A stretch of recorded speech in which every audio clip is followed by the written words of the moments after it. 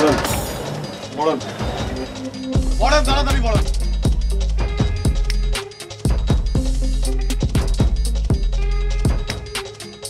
গান বিয়াকে আসেন, অপরিচিতের বিয়া। আপনি আমাকে কি করেছেন জানেন? আপনি কি করেছেন? আপনি আমাকে দিয়ে গরুর গোশত খাওয়ায় আপনি তার স্বাদ দিতে চাইছেন না? আপনি আমাকে এলাকায় মান সম্মান রাখেন, ওই মায়ের পেছনে আমরা ঘুরি, ওই মায়ের পেছনে আমরা ঘুরতাম। কি ব্যাপার, এগুলো কি করছো তোমরা? তোরে মারবো, তোর কথাই কবি না। তোরে জোড়ায় জোড়ায় পিটাবো, তোরে জোড়ায় জোড়ায় গুন্নে গুন্নে পিটাবো, তোরে পাট পাট করে পিটাবো। তুমি একটা মানুষ। আশ্চর্য গোর্কি, তুমি এত এত এত নান্দনিক একটা ছেলে, এত সমিষ্ট ভাষায় কথা বলো, আর তুমি এখন আমার সাথে এরকম আজে বাজে ব্যবহার করছো? তুই শুদ্ধ কথা বলছিস, তুই শুদ্ধ কথা বলি সোপরাই তোর দাঁত লাগে এককালে শুদ্ধ। তোরে ধরে নিয়ে শুবাম, শুবে এরপর তোর রোদ দূরে দেবো। তুই চেনো?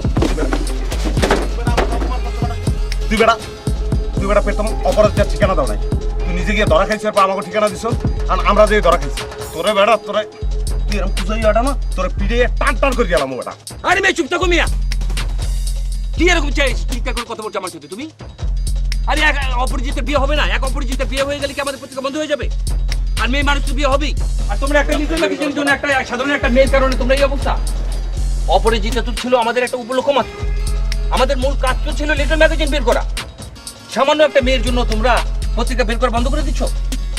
আরে আমার দিকে তাকায় দেখো, 45 বছর আমার বয়স, তোমাদের ডাবল। 25 বছর যাবত আমি লিটল ম্যাগাজিন চর্চা করছি। কই, আমি তো বন্ধ করিনি কাগজ বের করা, আমি তো আমার লেখাজোখা করা বন্ধ করিনি। আর সামান্য একটা মেয়ে, আরে মেয়ে মানুষের ঘড়ি যদি তুমি না কাটাতে পারো, তাহলে তুমি কবিতা লিখবে কি করে? আর সেটা তো ছিল একটা উপলক্ষ মাত্র। আমাদের মূল কাজ তো ছিল আমাদের অনিয়মিত যাত্রা বের করা। অপরিচিত তো মূল বিষয় না, আর সেটাকে তোমরা আঁকড়ে ধরে আছো। ছাড়ো এগুলো, ছাড়ো। বুঝতে পারছো? কবিতা যদি লিখতে চাও, মেয়ে মানুষ থেকে অনেক অনেক অনেক দূরে থাকো। বুঝাও, যাও এগুলো বুঝাচ্ছি কি করে প্রেসে যাও, ইয়ে দাও, ফাইল দাও, মাতিন যাও। এত উত্তেজিত হলে চলবে?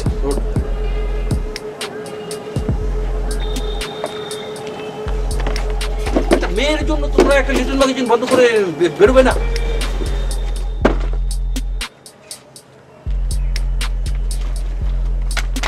গুছিয়ে প্রেসে যাও, প্রেসে যাবে এখন প্রেসে।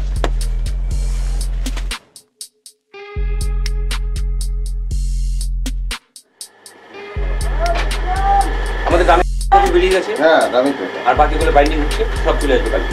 আসলে প্রকৃতপক্ষে আলী ভাই, একটি কাজের পেছনে যদি সত্যিকার প্রেম, শ্রদ্ধা, মেধা, পরিশ্রম এগুলো যদি একই সঙ্গে যুক্ত হয়, তবেই কিন্তু আপনার এরকম একটি পরিশুদ্ধ সৃজনশীল কাজ বেরিয়ে আসা সম্ভব। চাপায় চুপায় কি তবে কথা কয় আপনি চিন্তা করুন। না না, ঠিক মাতিন ঠিকই বলেছে। আসলে ভাষা কোনো সমস্যা নেই, ভাষাই।